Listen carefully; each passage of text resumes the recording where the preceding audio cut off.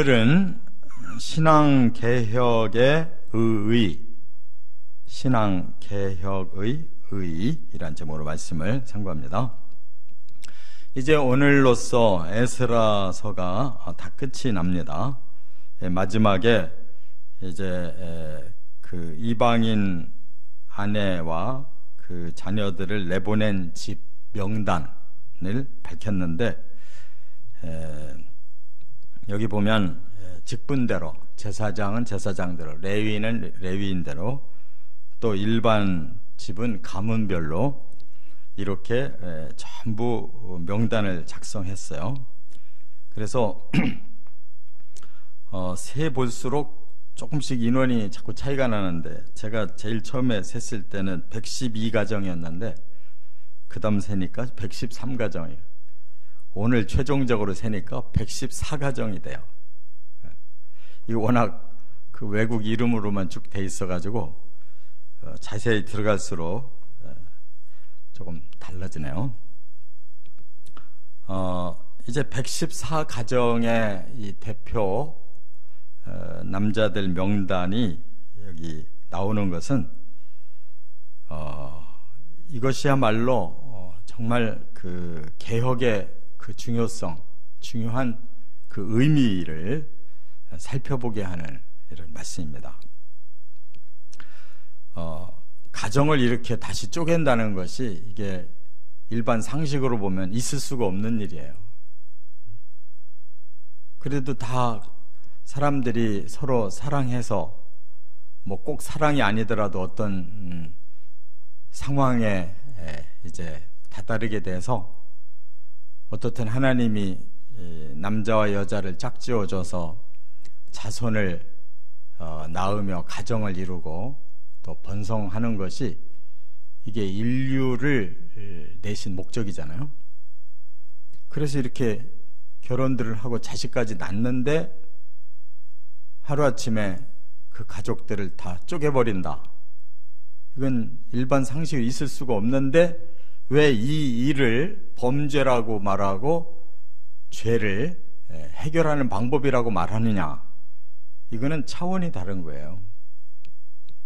바로 일반 세계에서는 가를 수 없는 영의 세계의 기준이기 때문입니다. 바로 이 땅에서 우리가 살아가는 모든 이 고통과 불행이 바로 이 문제예요. 가정이 생겼다고 다 되는 게 아니잖아요. 가정 안에서도 선과 악이 있고 의와 불의가 있고 거룩과 더러움이 있어서 가정이 정상적으로 움직여져야 되잖아요. 근데 그것이 안 되는 이유가 뭐냐면 바로 이런 문제거든요. 의와 불의가 계속 싸우게 되고 선과 악이 싸우게 되고 또 거룩과 더러움이 싸우게 되거든요.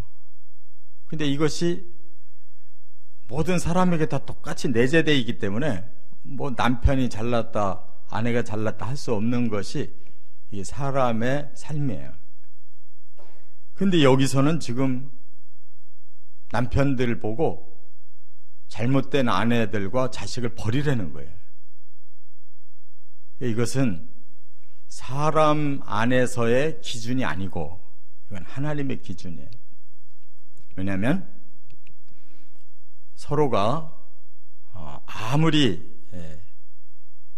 그 합해서 살려고 노력해도 안 되는 부분이 있는데, 그게 뭐냐면 하나님이냐 사탄이냐, 이 둘은 섞일 수가 없는 거거든요. 하나님의 자식이냐 사탄의 자식이냐, 이건 섞일 수가 없는 거예요. 왜냐하면 그 끝은 한쪽은 천국이고 한쪽은 지옥인데 천국과 지옥이 공존할 수가 없는 거예요. 그래서 가정을 쪼개는 것이 아니고, 그것은 결국 우리 한 사람 한 사람이 영원한 천국 백성 될 거냐, 영원한 사탄의 자식이 될 거냐를 분리하는 거예요. 근데 그것이 어디서 분리돼야 되느냐? 가정에서부터. 왜냐하면 하나님을 경외하는 사람과 사탄의 뜻을 따르고 있는 사람이 함께 산다면 그 가정이 이미 지옥과 같은 거예요. 불행한 거예요. 근데 그것을 모르고 산다면 둘 중에 하나예요. 어느 한쪽으로 합해졌든지 아니면 그것을 가볍게 생각하고 그냥 살든지. 그래서 어제도 말씀드린 것처럼 종족이 다르다고 무조건 하나님은 가르지 않아요. 그래서 예수님의 족보 안에도 믿음의 여인들의 이름 중에 바로 이방 여인들이 나오잖아요. 라합이라는 여자는 가나안 여자고 더구나 행실이 좋지 못한 그런 여인이었는데 그의 마음에 하나님 믿게 되고 하나님이 이 가나안 땅을 이미 당신들한테 주셨기 때문에 내가 당신들이 협력하겠다. 당신들이 쳐들어올 땐 나 살려줄 수 있겠냐. 이렇게 철저하게 하나님 편에 선 사람이에요. 룻도 시어머니 그 부모를 시어머니를 따라서 내가 모압에서 이스라엘로 들어가겠습니다. 어머니의 하나님을 내 하나님으로, 어머니의 가족을 내 가족으로 이렇게 나는 평생 모시고 살 겁니다 하니까 그가 스스로 선택해서 이스라엘로 왔고 하나님이 섭리하셔서 메시아의 가문 다윗의 증조 할머니를 만든 거거든요. 이와 같이 기회는 있어요. 그런데 지금 여기에 있는 이 사람들은 기회를 놓친 사람들을 말하는 거예요. 끝까지 나는 하나님 안 믿는다. 나는 우리 과거의 조상들로부터 믿던 그 신과 그 문화 속에 난 살고 싶다. 육체만 그냥 섞여서 가정을 이룬 거지 영적으로는 완전히 분리되어 있어요. 그래서 남자들한테 촉구한 거예요. 네가 하나님 앞에 바로 설 거냐, 아니면 네가 이방 신 믿고 이방 문화에 섞여 사는 이 여자들과 끝까지 같이 살 거냐. 만약 끝까지 같이 산다면 너는 이스라엘 백성 아니다. 너는 쫓아낼 거다. 이렇게 지금 말씀한 거거든요. 그래서 그들이 결단하고 나는 하나님 백성이었기 때문에 하나님께 돌아옵니다. 끝까지 거부하는 이 이방 여자와 자식은 제가 버립니다. 그거거든요. 그러니까 이거는 언제 반드시 이루어지냐면 우리가 죽고 나면 반드시 이루어져요. 이 땅에서 안 갈라졌어도 죽고 나면 갈라져요. 그래서 이 명단은 천국 명단이 돼야 되는 거예요. 그래서 이것을 과감하게 시행했다는 뜻입니다. 그래서 함부로 뭐 성경에도 이렇게 선민과 이방인 갈라서 얼마든지 이혼시키더라. 그렇게 우리가 합리화하면 안 되고 가정을 복음화시켜야지 되는데 끝까지 복음화가 안 되고 거부한다면 둘 중에 하나를 서로 선택해야 될 상황이 된다면 과감히 선택하라 그 말이에요. 그래서 세 가지 의의가 있습니다. 첫째, 18절부터 24절까지 보면 지도자들의 솔선수범이 필요하다. 개혁에는 지도자들의 역할이 대단히 크다 그 말이에요. 이 일을 주도한 사람이 에스라입니다. 이 에스라가 여러 가지로 아주 훌륭해요. 무엇보다도 탁월한 말씀 전문가예요. 그렇기 때문에 분별할 수가 있는 거예요. 뭐가 옳고 그르고를 정확하게 알아요. 이게 안 되는 사람은 분별이 안 되면 모든 게 섞여버려도 그냥 다 타협하고 삽니다. 근데 진리와 거짓은 이건 분별하지 않을 수가 없어요. 의와 불의, 이거 분별이 안 되면 안 되죠. 선과 악, 거룩과 부정함은 분별하지 않으면 안 돼요. 이건 섞일 수가 없는 거예요. 물과 기름 같은 거예요. 그런데 그냥 대충 얼버무리고 살기 때문에 문제가 된 거죠. 또 이 에스라는 정치력도 대단한 사람이에요. 왕이 총애했고 왕이 그 사람과 그 포로들을 돌려보내면서 최선을 다해서 도와줬어요. 그러니까 이게 개혁이 가능한 거예요. 그냥 혼자 그냥 유아독존식으로 자기만 옳다고 꼿꼿해가지고 되는 게 아니고 그 시대의 그 흐름 속에서도 사람들에게 인정을 받아가지고 지도력을 발휘할 만한 위치에 있었어요. 또 그가 신앙의 철저한 실천가였다는 게 중요해요. 자기가 죄라는 걸 느끼면 막 대신 그냥 옷을 찢으며 하나님 앞에 부르짖어 회개기도 중보기도를 하는 이런 실천가였어요. 머리로만 믿는 사람이 아니었어요. 그것이 힘인 거예요. 실천력이 있는 사람이. 또 영역이 있었어요. 그가 기도만 하고 있었는데도 사람들이 눈물을 흘리고 통곡하고 회개하고 모여들기 시작한 거거든요. 그 사람이 뭐 돌아다니면서 우리 하나님께 돌아옵시다 이렇게 말한 게 아니에요. 그냥 자기만 엎드렸어도 그 영역이 다 주변 사람들에게 퍼져버렸어요. 그래서 사람들이, 뜻있는 사람들이 몰려오고 회개하는 사람들이 몰려오고 큰 무리를 이루고 이렇게 된 거예요. 영역이라는 것은 하나님께 통해야 되고 하나님이 또 그 사람을 위해서 역사해 주셔야지 영역이 있는 거예요. 혼자만 영역이 있다고 아무리 소리쳐도 안 돼요. 증거가 나타나야 되네. 그래서 된 겁니다. 거기다가 오늘 18절부터 24절까지의 명단은 뭘 말하냐면 바로 제사장들의 명단, 여기 18명과 또 레위인의 명단 10명이 여기 들어있어요. 제일 앞에다가 제사장 18명 가문의 이름을 쓰고 레위인 10명의 가문의 이름을 쓴 거예요. 이 사람들 창피해서 어떻게 여기에 들어올 수 있겠어요? 근데 과감하게 제사장의 신분, 레위인의 신분 벗어 던지고 회개한 거예요. 내가 잘못했다는 것을 인정하고 내 아내와 내 가족 내보내겠다. 난 이대로는 하나님의 사람으로 살 수 없다.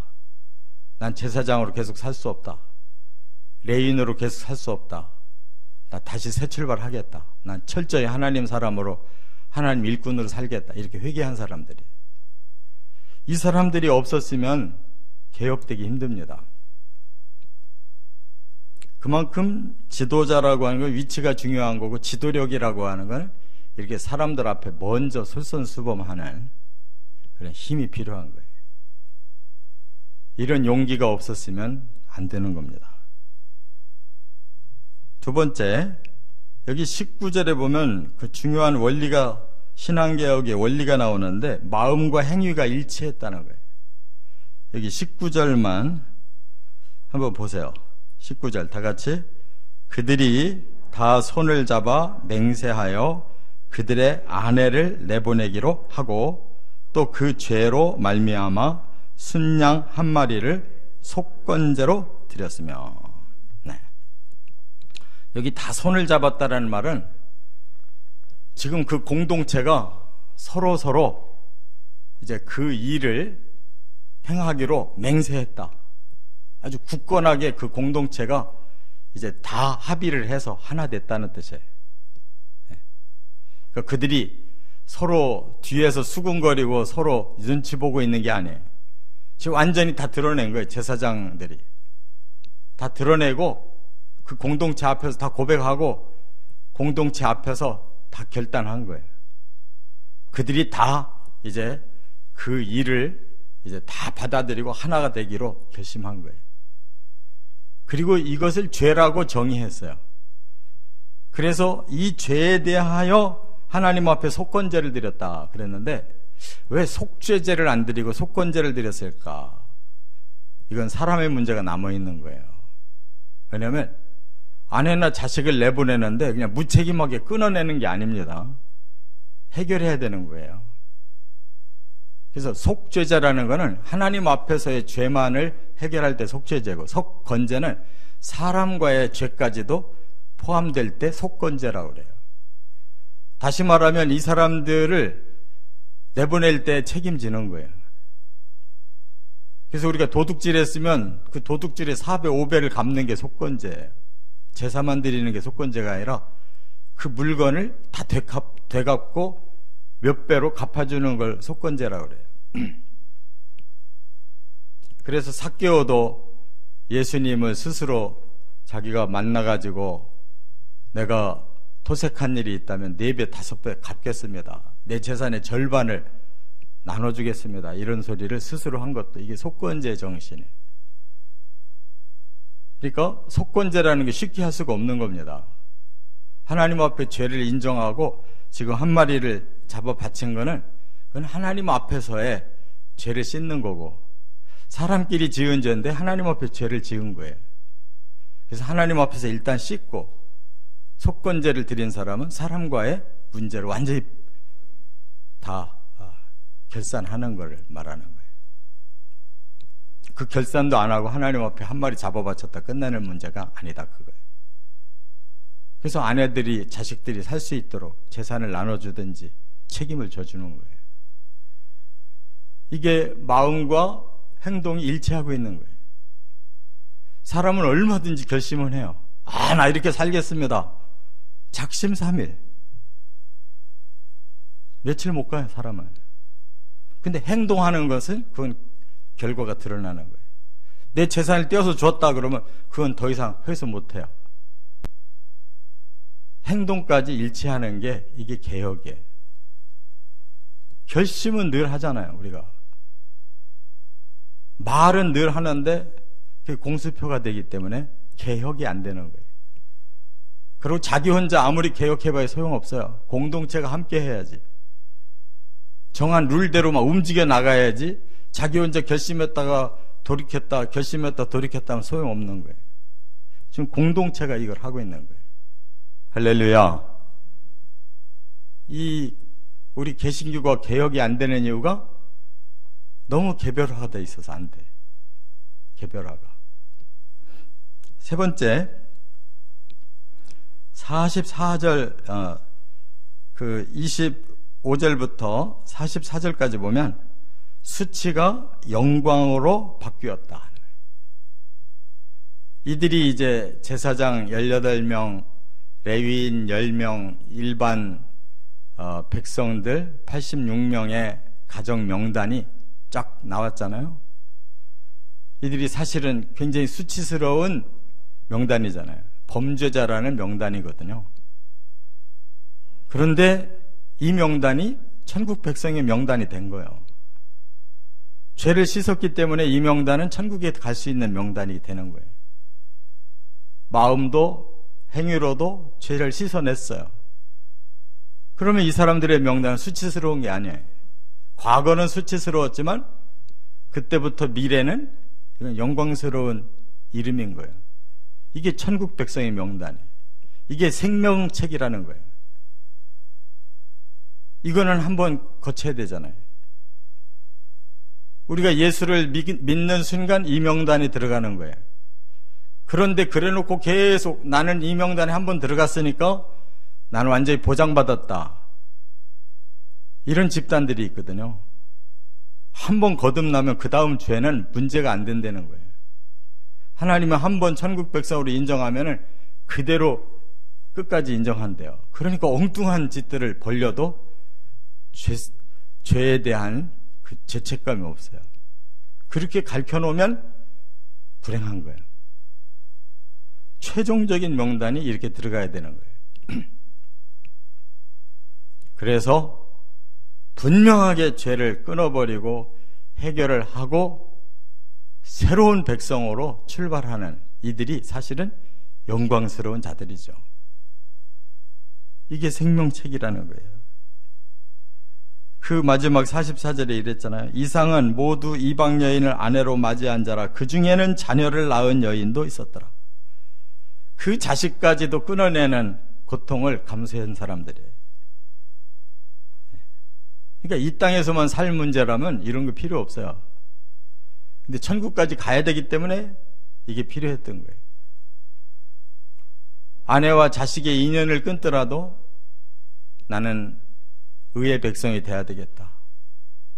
나는 하나님 백성이 돼야 되겠다. 이런 사람만 이렇게 한 거예요. 나 이 세상 사는 걸로 족하다 그러면 이 명단에 들어갈 이유가 없는 거예요. 그러니까 우리의 신앙생활이 이 땅의 그 기준이라고 그러면 그 별다를 문제가 없습니다. 뭘 믿든지 안 믿어도 상관없고 이 세상에서 얼마든지 훌륭하다 소리 듣고 살 수가 있거든요. 그런데 천국 명단은 달라요. 그게 하나님이 죄다 그러면 그 죄는 반드시 끊어내야 되고 해결해야 되고, 그렇지 않으면 천국에는 못 가는 거예요. 나는 이 세상만 잘 살겠다 그런 사람은 이 명단에 들어갈 필요가 없는 거예요. 그냥 나는 꼭 천국까지 가야 된다 하는 사람은 이 명단에 들어가야 돼요. 하나님이 죄라고 명하는 문제는 다 끊어내야 되기 때문에. 그래서 땅의 수치가 하늘의 영광으로 바뀐 것을 우리가 깨달아야 신앙세계로 가는 겁니다. 땅의 수치를 감수하지 않고 난 영광만 얻겠다, 결코 하나님 나라는 들어갈 수가 없어요. 이 땅에서 내 수치를 하나님 앞에 다 해결해야 천국의 영광이 들어갈 수 있는 겁니다. 반드시 하나님 앞에는 다 죄를 해결해야 되지 그냥 갈 수가 없어요. 꼭 명심하시고, 우리 스스로도, 우리 교계에도, 우리 모든 하나님의 공동체가 신앙의 개혁에 앞장서 가시기를 주의 이름으로 축원합니다.